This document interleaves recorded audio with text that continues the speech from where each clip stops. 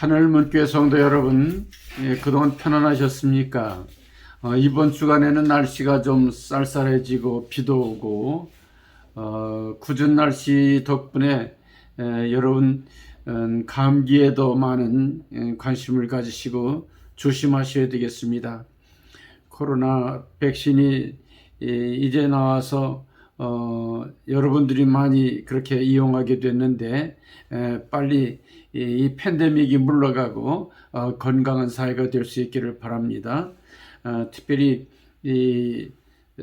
우리 성경 공부 수요일날 있는 성경 공부와 그리고 또 유튜브로 지금 우리가 방송하는 영상 예배가 많이 여러분들에게 은혜가 되는 그런 기회가 되었으면 좋겠고요. 3.3성 기도운동 열심히 기도해서 기도를 생활화하는 그런 기회를 삼으시기 바랍니다. 하루속히 예배가 회복되고 다 기쁘게 만날 수 있는 그런 날을 생각하면서 여러분을 위해서 날마다 제가 한 가정씩 놓고 기도하고 있습니다. 여러분의 건강과 영적인 생활에 승리가 있기를 간절히 부탁을 드립니다.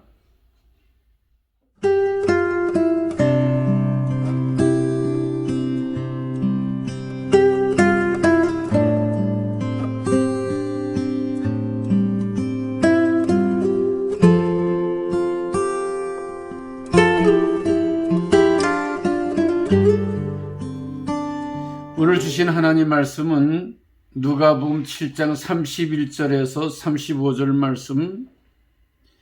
또 이르시되 이 세대의 사람을 무엇으로 비유할까? 무엇과 같은가? 비유하건대 아이들이 장터에 앉아 서로 불러 이르되 우리가 너희를 향하여 피리를 불어도 너희가 춤추지 않고 우리가 곡하여도 너희가 울지 아니하였다 함과 같도다.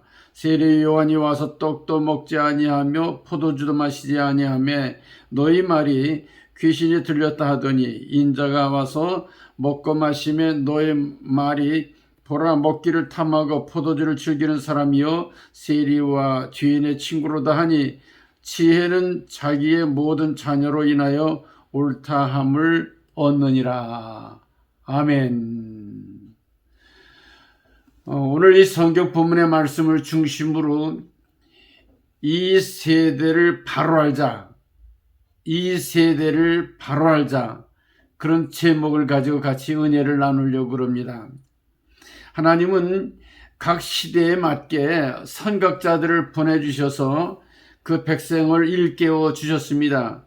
지난주에는 예레미야 선지자를 통해서 유다 멸망과 함께 더불어 정말 그 포로로 붙들려간 유다 사람들에게 하나님의 메시지를 전해주심으로 그 시대를 책임지게 하는 예레미야 선지자의 예언의 말씀을 우리가 공부를 했지요. 이제 500년 역사 가운데서도 선각자 이율곡 선생을 통해서 외국의 침략을 미리 방비해야 된다. 이른바 10만 명의 양병설을 얘기를 했던 그런 선각자의 얘기를 우리는 들을 수가 있습니다. 그러나 그 당시에 선조왕이 병조판서로 있는 이율곡의 이야기를 듣지 않으므로 관직에서 물러나게 되고 떠나면서 하는 이야기가 앞으로 10년 안에 저희 일본이 쳐들어올 텐데 걱정하고 떠나셨죠. 그 말이 그대로 맞아져서 9년 후에 임진왜란이 일어나게 된 것을 우린 역사를 통해서 볼 수가 있습니다. 반대로 후한 말에는 두 분의 그러한 그 잘못된 판단을 통해 가지고 나라가 어려움을 당하기도 하고 또 나라를 새롭게 세우기도 하고 하는 경우를 볼 수 있는데, 이른바 여러분 잘 아는 것처럼 대원군의 쇄국 정책으로 모든 나라들과 정말 모든 교역을 다 문을 닫아 걸고 쇄국함으로 말미암아 결국은 어디에 도움도 받지 못하고 정치적인 그러한 관계를 맺지 못함으로 말미암아 일본에게 나라를 빼앗기는 어려움을 당하게 되죠.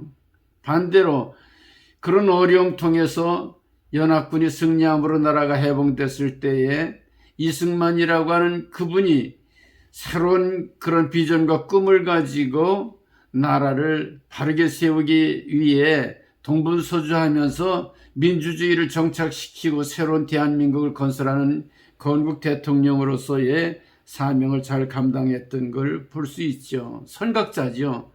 그의 박사 논문 가운데는 얼마 안 있어서 일본이 미국을 침략할 것이라고 하는 것을 예언하는 것처럼 그렇게 구체적으로 학문적으로 서술해서 그 말이 그대로 이루어짐으로 말미암아 미국의 조야에 있는 많은 분들이 이승만 대통령을, 당신은 대통령이 아니지만 이승만 박사를 새로운 눈으로 보게 됐다고 하는 것은 그만큼 그가 선견지명, 앞을 내다볼 수 있는 식견을 가지고 있었던 분인 것을 우리는 잘 알 수가 있습니다. 여러분, 우리는 이 이스라엘 멸망을 앞에 두고 예수님께서 나라를 걱정하는 그런 모습이 성경에 나오게 됩니다. 당시에 유대 나라는 로마의 식민지로 그 총독을 파송해 가지고 거기서 그 빌라도 총독이 이스라엘을 다스리게 됐죠. 그런데 유다 나라가 반란을 일으킴으로 말미암아 예수님 돌아가시고 나서 주 70년에 결국은 로마의 티투스라고 하는 장군에 의해 가지고 예루살렘이 함락돼서, 그래서 그 당시에 이 예루살렘이 함락되면서 35만 명이나 되는 많은 사람들의 사상자를 내게 됐다고 역사가 요세푸스는 그렇게 기록하고 있습니다. 예수님은 이렇게 처참하게 이스라엘의 멸망을 알고 계셨기 때문에 생전에 예수님께서 예루살렘 성을 향하여 눈물을 흘리셨던 걸 우리는 성경에 볼 수 있지요. 예루살렘아 예루살렘아, 암탉이 제 새끼를 모험과 같이 내가 너희를 품으려고 몇 번이나 했더냐, 그러나 너희들이 원치 않았다고. 그러면서 예루살렘 성을 향하여 이 성이 돌 위에 돌 하나도 놓여지지를 않겠구나, 이렇게 탄식을 하셨죠. 여러분, 우리는 이 세대를 분별할 줄 아는 그런 지혜가 우리에게 있어야 됩니다. 아, 이 시대는 어떤 시대구나, 앞으로 어떻게 될 거구나, 이런 지혜가 있어야 됩니다. 우리가 떠나온 조국의 현실, 정말 여러 가지 어려운 문제들이 많이 봉착해 있죠. 후한 말에 그런 형세와 마찬가지로 열강의 그런 가운데서 많은 압력을 받고 있는 거 볼 수 있어요. 정치적으로, 경제적으로, 윤리적으로, 신앙적으로 불안정한 이런 가운데 흔들리는 모습을 보면서 이러한 때에 지혜로운 지도자들을 통해서 나라가 잘 안정되는 것, 그것이 우리들의 기도의 제목입니다. 자, 우리가 사는 미국과 우리 조국 대한민국을 생각하면서 오늘도 주님께서 우리들에게 주시는 귀한 메시지를 통해서 위기를 극복해야 합니다. 흔히 오늘의 세대를 삼부의 시대다. 어떤 위기가 닥쳐와도 마치 이솝우화에 나오는 것처럼 이리가 와요. 그러다가 무감각해지는 그런 무감각의 시대, 또 어떤 일에 대한 분별력이 없는 무분별의 시대, 더 나아가서는 이제 그 시대적인 원칙이 없기 때문에 무원칙의 시대, 요 세 가지. 그래서 무감동의 시대, 무원칙의 시대, 무분별의 시대, 이런 정말 잘못된 그러한 이 시대적인 상황을 우리는 하나님 말씀을 통해서 깨달아 알아야 되고, 주님께서 멸망을 앞에 두고 이스라엘 향해 경고하신 말씀처럼 이 말씀을 통해서 우리가 새롭게 도전받고 이 문제를 해결하는 그런 우리들이 됐으면 좋겠습니다. 첫째로 생각할 것은 무감동의 시대를 어떻게 극복하느냐, 새로운 감동을 통해서 깨달음이 있는, 정말 주님의 말씀을 통해 가지고 회개하며 주님께로 다시 돌아가는 이런 감동이 있는 삶을 사는 게 중요하죠. 예수님도 또 세례 요한도 처음에 왔을 때에 회개하라, 천국이 가까웠느니라, 많은 사람들에게 이렇게 외치게 될 때에 회개하고 세례를 받는 사람들이 세례 요한을 중심으로 또 예수님을 쫓아다니는 많은 무리들에서 볼 수가 있습니다. 그런데 예수님께서 마태복음 17장에 보면은 예수님 변화산성에 올라가셨다가 내려오셨을 때에 산 밑에서는 제자들이 간질병으로 귀신 들린 그런 아들을 고쳐달라고 하는 아버지의 간청이 있었는데 고쳐줄 수가 없는 거예요. 그래서 그 아들을 데리고 온 아버지의 이야기를 예수님이 듣고 하시는 말씀이 뭐예요? 믿음이 없고 패역한 세대요. 이렇게 믿음이 없는 세대, 정말 하나님의 능력이 믿음으로 나타나야 되는데 이 믿음이 없는 세대, 예수님께서는 하나님 앞에 기도하고 믿음으로 그 아이를 위해 기도할 때에 순간적으로 다 낫게 되지요. 제자들이 예수님에게 여쭤봤습니다. 어떻게 이렇게 그 아이를 고칠 수가 있었습니까? 예수님 하시는 말씀은 기도 외에는 이런 유가 나갈 수 없다고 말씀을 하셨습니다. 오늘 우리는 정말 이런 감동이 없고 절망적이고 좌절에 빠지고 실망스러운 이 세대를 어떻게 극복할 수 있겠는가? 우리는 기도함으로 말미암아 믿음을 회복하는, 기도함으로 말미암아 주님의 주시는 은혜 가운데서 회개하고 새로운 영성을 회복하는 그런 기회가 되어야겠습니다. 제가 잘 아는 기도원을 하고 있는 장로님이 한 분 계신데, 목사님 요새는 우리 한국교회가 기도하려고 하질 않아요. 교인들이 기도하려고 올라오질 않아요. 오히려 히스패닉 사람들이 많이 와요. 그런 얘기하는 걸 들은 일이 있었습니다. 여러분, 우리는 많은 그런 어려운 문제가 있는데 이럴 때일수록 더 많이 기도해야 되는데 기도하지 않는 거, 이게 문제입니다. 오늘 성경 본문의 말씀으로 돌아가서 이 세대를 무엇에 비유할까?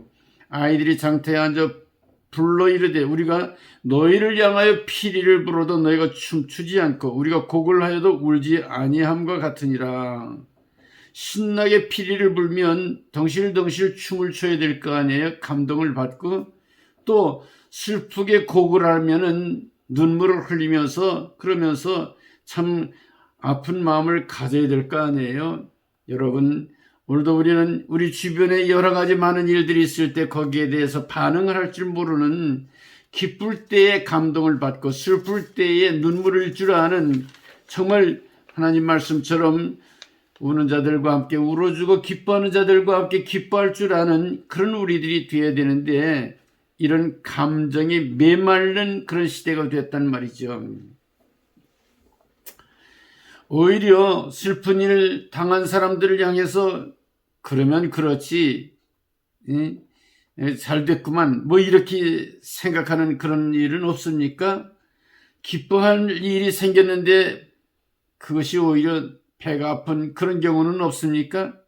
여러분, 무감동, 무감각, 여기서 우리는 깨어나야 할 것입니다. 영적으로 각성을 해야 될 것입니다. 순수한 마음을 가지고 어린아이와 같이 함께 기뻐하고 박수 쳐주고 슬퍼할 때 눈물을 흘려주는 이런 우리들이 될 때에 천국은 바로 이 어린아이들과 같은 그런 사람들의 것이라고 말씀을 하지 않았습니까? 이 아메리카 신대륙이 영국으로부터 독립할 때에 보면은 조지 워싱턴 그런 그 장군이 영국과 싸울 때 어땠습니까? 말을 타고 다니다가도 무릎을 꿇고 하나님께 기도했다 그러는 거 아니에요? 심지어는 눈이 막 쏟아지고 그런 곳에서도 말을 세워놓고 기도했다고 하는 그런 일화를 볼 수가 있어요. 링컨 대통령도 남북전쟁이 일어나서 서로 싸우는 가운데서도 언제든지 기도하는 텐트를 그 옆에 쳐놓고 하나님께 매달려 기도했다는 걸 여러분 알 수 있죠. 왜 그렇습니까? 하나님의 뜻을 깨닫고 감동을 받아 정말 하나님이 주시는 메시지를 가지고 믿음으로 그렇게 싸우고 결국은 승리하고 하나님의 뜻을 이루는 위대한 미국을 건설할 수 있게 된 것은 우연한 일이 아닌 것입니다. 저와 여러분들도 정말 하나님 앞에 매달려 기도하는 가운데 잘못된 것을 회개하고 뉘우치는 가운데 감동을 받는, 정말 새롭게 변화를 받는 그런 일들이 기도를 통해 이루어져야 될 줄로 믿습니다. 둘째로, 이 무원칙의 세대에서 성령에 이끌려 사는 질서를 회복해야 된다는 그런 이야기입니다. 여러분, 지난 한 해 한국에 그 교수들이 뽑은 한 해의 사자성어가 있는데, 네 글자로 된 사자성어죠. 아시탑이라고 하는, 처음 듣는 것 같은 그런 이야기죠. 내가 하면은 타당하고 다른 사람이 하면 잘못됐다. 그 얘기를 내로남불, 그 얘기는 여러분 익숙히 너무 많이 들어서 알게 될 거예요. 흔히들 내가 하면 로맨스처럼 아름답고 남이 하면은 불륜과 같이 잘못됐다고, 완전히 이 코에 걸면 코골이, 귀에 걸면 귀골이라고 하는 것처럼 말이죠. 그렇게 자기 마음대로 기준을 세워가지고 자기가 정한 기준에 맞춰서 모든 매사를 판단하는 잘못된 그런 습관이 사회 저변에 깔려있는 걸 우리는 볼 수 있습니다. 성경에 보면 이 바리새인들이 그런 사람이었습니다. 그래서 세례 요한을 가르쳐서 떡도 포도주도 마시지 않았으니 저들은 귀신 들린 무리들이다, 이렇게 얘기를 했고, 예수님과 따르는 제자들을 향해서는 먹기를 탐하고 포도주를 즐기는구나, 그리고 저 예수라고 하는 사람은 세리와 창기, 죄인의 친구로구나, 이렇게 비판했던 것을 볼 수 있었습니다. 여러분, 그들이 가지고 있는 잘못된 편견이 결국 진리를 그르치게 만들고 하나님의 뜻을 저버리는 그런 결과를 가져오게 된 거죠. 어제 신문에도 보니까 새로 된 바이든 대통령이 국회에 난입한 사람들에 대해서는 처벌을 강화해야 된다 이 얘기를 하면서, 저 포틀랜드 오레곤이나 시애틀 이쪽에 그 워싱턴 주에 그 BLM 데모하는 사람들에 대해서는 아무 얘기도 하지 않는다고 아리클의 신문에 비판하는 그런 기사를 본 일이 있습니다. 자기에게 유리하면은 그냥 덮어주고 불리하면은 꼬집고, 그거 잘못된 거죠. 한국 정부도 보면은 교회는 철저하게 거리 지켜야 된다, 예배 드리지 말아야 된다, 데모하는 사람들에 대해서는 그들 편이 되기 때문에 오히려 관용을 베풀고 있는, 완전히 나라나 정책이 내로남불의 전형적인 그런 모습들을 보게 되며 이것이야말로 원칙이 없는 사회구나, 이것을 볼 수 있습니다. 오늘 우리는 성령을 따라서 질서 있게 모든 일들을 결정하고 추진해 나가게 될 때 하나님의 뜻을 이룰 수가 있는 거예요. 갈라디아서 5장 16절에 보면 너희는 성령을 따라 행하라, 그리하면 육체의 욕심을 이루지 아니하리라. 육체의 소욕은 성령을 거스리고 성령은 육체를 거스리나니 이 둘이 서로 대적함으로 너희가 원하는 것을 하지 못하게 하려 함이라. 여러분, 성령을 따라 행할 때에 하나님의 뜻을 이룰 수가 있는 거예요. 원칙 없이 자기 마음대로 이 혈령 비혈령으로 내 뜻대로 그렇게 하면은 하나님이 기뻐하시지 않습니다. 예수님이 마태복음 4장 1절 이하에 보면 성령에 이끌려서 마귀의 시험을 받으려 광야로 나가셨을 때 첫 번째 시험이 뭡니까? 돌들로 떡을 만들라. 그 마귀가 그렇게 예수님을 유혹하죠. 예수님께서는 말씀을 가지고 마귀의 유혹을 완전히 배격해 버린 걸 볼 수 있습니다. 뭡니까? 빵이냐 아니면 하나님의 말씀이냐, 성령에 이끌려 그 시험을 이기신 예수님은 완전히 하나님의 말씀을 택함으로 말미암아 마귀의 세력을 대적해 승리했습니다. 성령 충만함을 받은 베드로와 요한은 사도행전 4장 보면 베드로와 요한이 주님의 말씀을 전하다가 옥에 갇히게 되죠. 유대인 관원들이 다시 그들을 몹시 때리고는 예수의 이름을 말하지도 말고 가르치지도 말라 그렇게 경고를 하죠. 근데 베드로 요한이 뭐라고 얘기합니까? 하나님 앞에서 너의 말 듣는 것이 하나님 말씀 듣는 것보다 옳은가 판단하라. 우리는 보고 들은 것을 말하지 아니할 수 없노라. 분명하게 성령 충만함을 받고 원칙을 얘기할 때 그들이 어떻게 할 수가 없게 되고 결국 그날에 믿는 자가 3천이나 주님께로 돌아오고 초대교회가 부흥의 불길이 붙게 된 것을 볼 수 있습니다. 여러분, 이 험악한 세대 가운데 우리가 어떻게 하면 승리하는 삶을 살 수 있는가? 성령의 인도하심을 따라 사는 겁니다. 믿음으로 사는 일은 믿음뿐만 아니라 성령의 인도하심을 확실히 믿고 능력으로 정말 이 모든 문제를 해결하고 승리하는 이런 능력 있는 그리스도인이 되어야죠.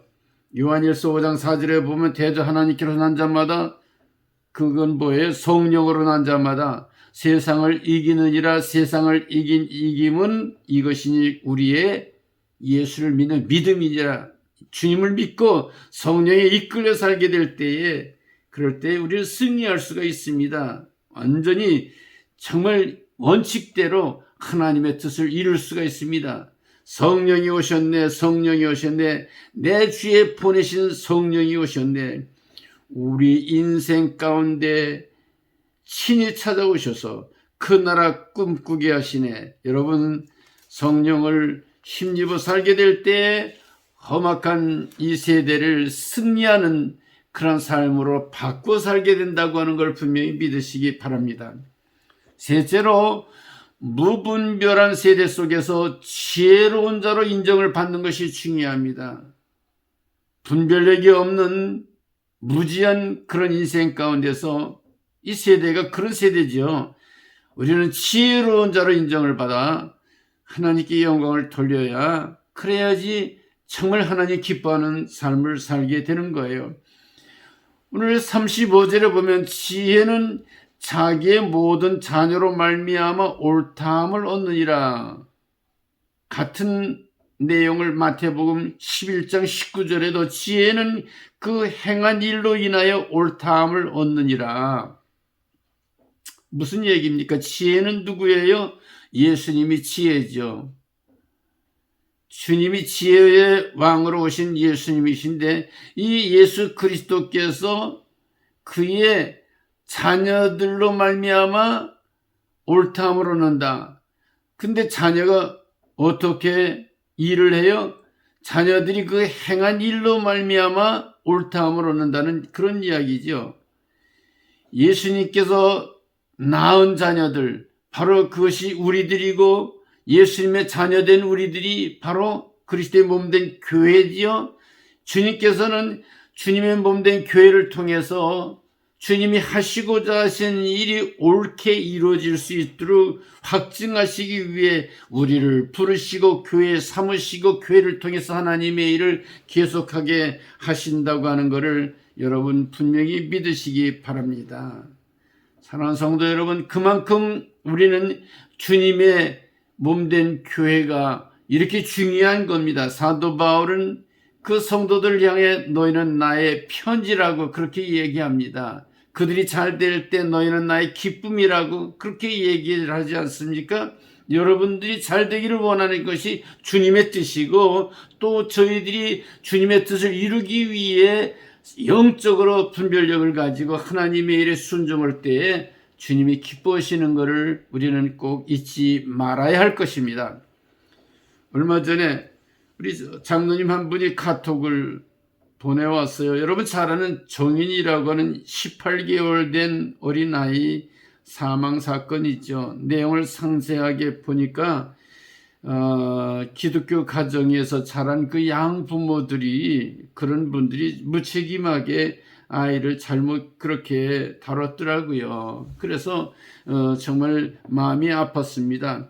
그런데 그 이면에는 기독교의 몰리에와 그리고 예수 믿는 사람들에 대해서 반항심을 갖게 하는 그런 내용이 거기 깔려 있는 거예요.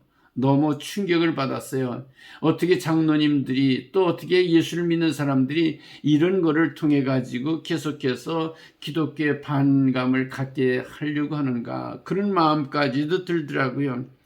심지어는 대통령이 연두교소에서 기자들 질문 가운데 그 입양의 문제에 대한 얘기를 기자들이 물으니까 그거 입양한 거 잘 맞질 않으면 취소를 해도 괜찮겠지요? 또 아니면은 입양한 아이를 바꿔줘도 괜찮겠지요? 뭐 이렇게 가지고 한 생명 귀중한 거를 정말 어떤 물건 다루듯 하는 그런 모습을 보면서 귀를 의심했던 그런 때가 있었어요. 여러분, 오늘 우리는 그리스도인으로 바르게 살아야 됩니다. 우리의 착한 행실을 보고 하나님께 영광을 돌려야 됩니다. 우리의 악한 행동을 통해 가지고 하나님의 영광을 가려서는 절대로 안 될 것입니다. 대한민국은 OECD 국가 중에서 입양을 제일 많이 보낸다는 거 아닙니까? 저출산 제1위입니다. 자살률도 1위입니다. 그 얘기는 뭐예요? 낳지는 않고 많이 자살을 하고 입양도 안 하고 그러고서 이제 다른 나라로 입양하는 사람들을 보내고, 이렇게 되면 나라가 꼴이 뭐가 되겠습니까? 사랑하는 성도 여러분, 우리는 그리스도인들이 앞장을 서서 정말 우리 앞에 주어진 그런 일들을 책임을 져야 돼요. 무책임한 자들이 되어서는 안 되는 것입니다. 감리교회 아주 성자라고 하는 목사님, 그 손자 박보영 목사라고 하는 분이 계신데, 이 박보영 목사는 피부과 전문의로 잘 나가던 그런 아주 의사였죠. 그런데 불치의 병에서 시달리고 어찌할 바를 모를 때 정말 전적으로 주님께 매달려 기도하다가 주님이 병을 고쳐주셨어요. 감사해가지고 하나님 앞에 헌신하기로 그렇게 결단하고 자기의 전 재산을 다 팔아서 다 나눠주고, 그리고 주님처럼 바르게 살아야 되겠다. 그래서 그가 결국은 버려진 아이들 12명을 데려다가 같이 먹고 자고 함께 살면서 양자로 걔네들을 돌보게 되죠. 어떤 때는 그 중에는 포악한 애들이 있어가지고 양아버지를 주먹으로 치고 술주정을 하고 그래가지고 얼굴이 퉁퉁 붓고 뭐 그런 그 간증하는 얘기 들었어요. 그래도 그 아이들을 사랑으로 잘 보다듬고 결혼시키고 정말 공부를 시켜가지고 훌륭한 아이들로 키우는, 나중에 또 좋은 목회자가 돼서 많은 목회자들의 멘토로 그런 사역을 잘 감당하는 그런 목회자 박보영 목사, 그 유튜브를 여러분 많이 보셨을 줄로 압니다. 얼마나 좋은 일입니까? 또 우리가 잘 아는 당진의 동일교회 이수은 목사님, 그 시골에 아주 그 산골에 있는 그런 교회지만은 그 동네를 복음화 시켜가지고 누구든지 나으십시오. 그러면 교회가 아이들을 책임지겠습니다. 그래가지고 정말 아주 개척을 해서 얼마 안 됐지만은 5,000명이나 되는 많은 성도들과 그리고 애들을 책임지는 그런 교회로서 사명을 잘 감당하는 그런 당진 동일교회, 그런 교회도 있습니다.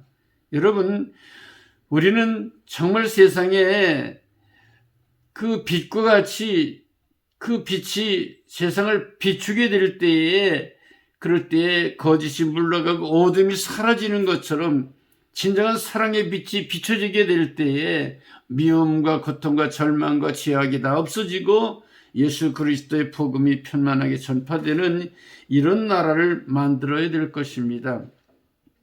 사랑의 원자탄의 그 저자인 손양원 목사님 아시죠? 자기 두 아들을 그렇게 죽였던 그런 사람을 양자로 세워서 그래가지고 목회자 되게 하시고, 그리고 그 아들이 손양원 목사님의 기념관을 잘 보존하면서 사람들에게 와서 그 전부 그렇게 안내도 하고 그 모든 것들을 그렇게 이야기하는 감동적인 그런 장면을 제가 만나봤습니다. 여러분, 이와 같이 정말 예수를 믿는 믿음으로 말미암아 우리는 진정한 이런 무분별한 세대에서 성령의 밝은 빛으로 바르게 깨달아 알고 새롭게 이 모든 것들을 저희들이 설정해 나아가는 이런 지혜로운 자들이 되어야 할 것입니다. 교회가 바로 그 행함으로 말미암아 예수 그리스도께서 옳다함을 얻는 그런 지혜를 저희들이 가져야 될 줄로 압니다.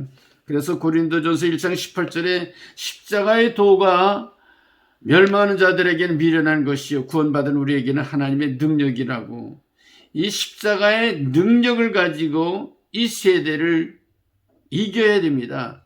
진정한 십자가의 사랑으로 미움을 내쫓아야 됩니다. 예수 그리스도의 밝은 빛으로 어둠의 세력을 물리쳐야 합니다. 사랑하는 성도 여러분, 오늘도 우리는 이 세대를 우리가 바르게 이해를 해야 됩니다. 강팍해져가는 이 세대 속에 그리스도인은 말씀을 깨닫고 날마다 회개함으로 감동적인 삶을 살아야 됩니다. 무원칙한 이 세대 속에서 성령의 인도하심을 통해서 질서 있는 삶을 살아야 됩니다. 무분별한 세대 속에서 지혜로운 자로 살려면 십자가의 도를 따라서 주님을 따라 사는 삶을 살아야 됩니다.